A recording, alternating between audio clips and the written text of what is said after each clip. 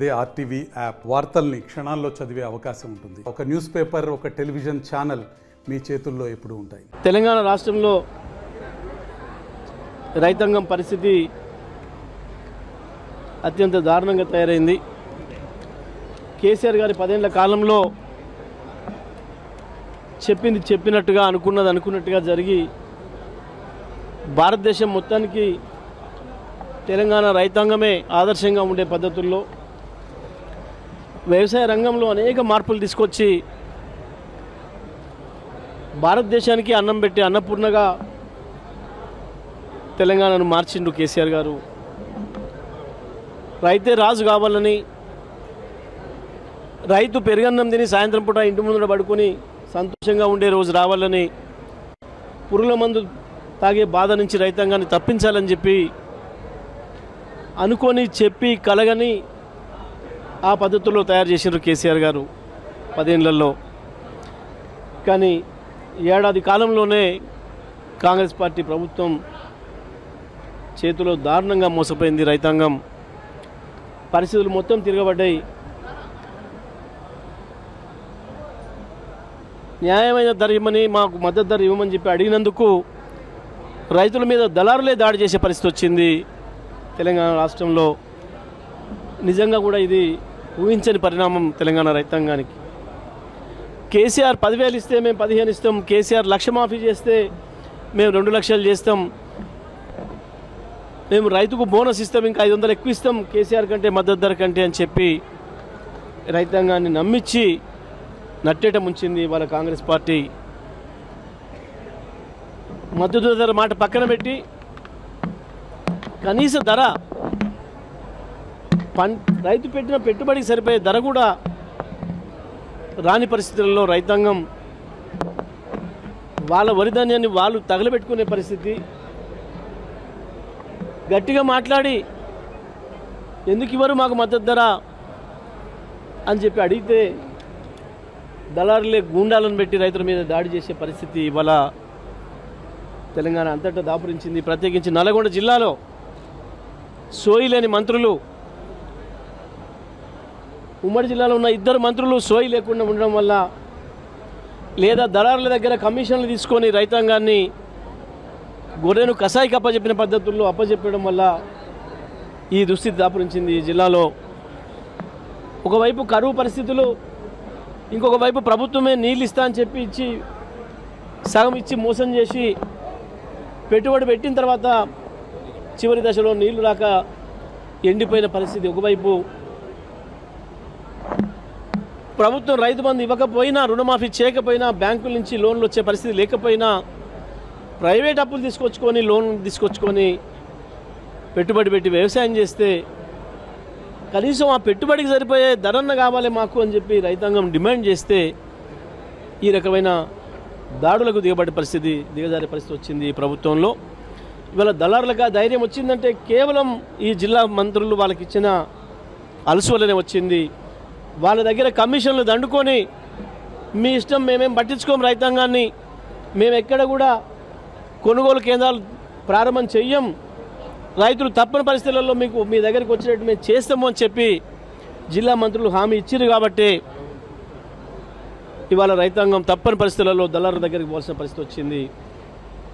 ఈ రోజు వరకు 1 క్వింటా ధాన్యం ఉండలేదు ఈ జిల్లాలో. ఉమ్మడి జిల్లాలో ఎక్కడ కూడా పేరుకు కేవలం మీడియా కొరకు ప్రారంభం చేసారు కొన్ని కేంద్రాలు, కానీ వాళ్ళు మంత్రే స్వయంగా ప్రారంభం చేసిన కేంద్రంలో కూడా ఈ రోజు వరకు 1 బస్తా ధాన్యం ఉండలేదు. 15 రోజులు 20 రోజులుగా కళ్ళాల్లో ధాన్యం అట్లే పెట్టుకొని, కొనుగోలు కేంద్రాల్లో ధాన్యం అట్లే పెట్టుకొని ఉన్నారు రైతులు. అక్కడ పోయిన రైతులే ఆ పరిస్థితుల్లో ఉన్నారు, ఇంకా మేమెందుకు అక్కడ పోవడం అని చెప్పి తప్పని పరిస్థితులలో రైతాంగం దళారుల దగ్గరికి పోతే ఇవాళ 1,200, 1,300 ఇస్తావా ఇవ్వా, ఇస్తే ఇచ్చిపో లేకపోతే వెళ్ళిపోమని చెప్పి నిర్లక్ష్యంగా వాళ్ళు మాట్లాడుతున్న సందర్భంలో ఎందుకు ఇవ్వరు మాకు మద్దతు ధర అని చెప్పి రైతులు డిమాండ్ చేస్తే గుండాలను పెట్టి కొట్టించే పరిస్థితి వచ్చింది. దీనికి కేవలం ముఖ్యమంత్రితో పాటు ఈ జిల్లాలో ఉన్న 2 మంత్రులు కూడా కారణం. ఒకవైపు వ్యవసాయ శాఖ మంత్రి కూడా ఏమాత్రం పట్టింపు లేకుండా ఉన్నాడు. ఇవాళ మిర్యాలగూడలో ఏదైతే రైతుల మీద దాడి చేసిండ్రో దళారులు, వాళ్ళ గుండాలు, దానిపైన వెంటనే విచారణ జరపాలి, దోషుల్ని శిక్షించాలి. లేదు అంటే తప్పకుండా అది నేను చెప్పిన విధంగా మంత్రులు కేవలం వాళ్ళ దగ్గర డబ్బులు తీసుకొని, దళారుల దగ్గర డబ్బులు తీసుకొని మీరు వాళ్ళకి మద్దతు ఇస్తున్నారు అనే విషయంలో సందేహం లేదు. అదే నిజం కాబోతుంది. రైతాంగం పరిస్థితి ఇంత దారుణంగా ఉంది. రైతాంగం అంతా కేసీఆర్ వైపు ఎదురు చూస్తున్నారు. నిజమే, మేము బీఆర్ఎస్ పార్టీగా ప్రధాన ప్రతిపక్షంగా మా పోరాటం మేము చేస్తూ ఉన్నాం రైతాంగం తరఫున.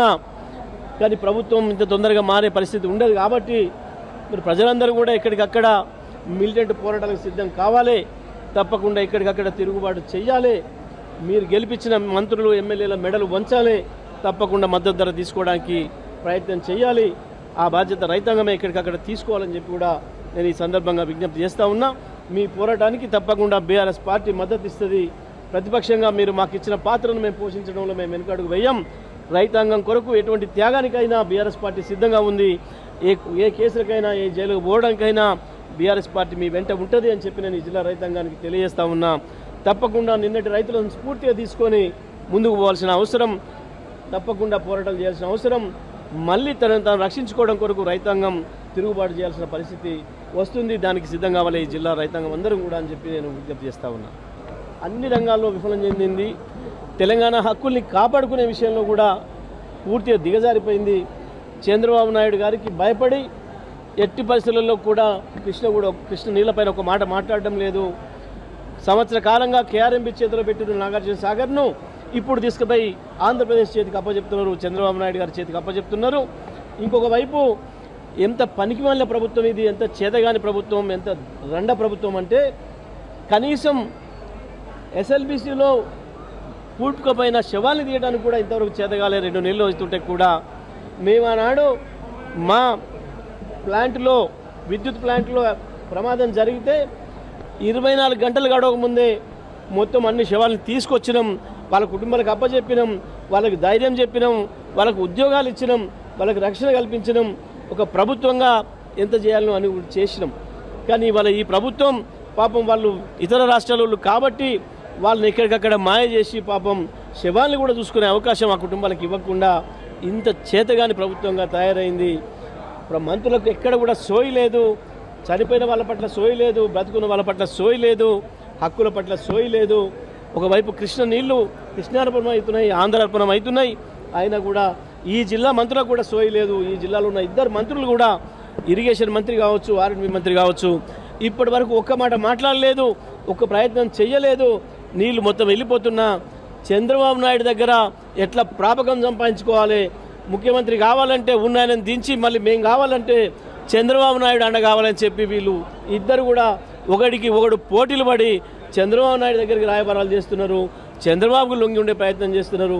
చంద్రబాబు ద్వారా మోడీని ప్రసన్నం చేసుకునే ప్రయత్నం చేస్తున్నారు తప్ప వీళ్ళకు ఓట్లేసి గెలిపించిన ఈ జిల్లా ప్రజల పట్ల, ఈ జిల్లా రైతాంగం పట్ల ఏమాత్రం సోయలేదు వీళ్ళిద్దరికి కూడా. అది మనకు స్పష్టంగా కనబడుతుంది. మరిన్ని వీడియోస్ కోసం ఛానల్ ని సబ్స్క్రైబ్ చేయండి. లేటెస్ట్ అప్డేట్స్ కోసం వాట్సాప్ ఛానల్ ని ఫాలో చేయండి. అండ్ లింక్ డిస్క్రిప్షన్ లో ఉంది.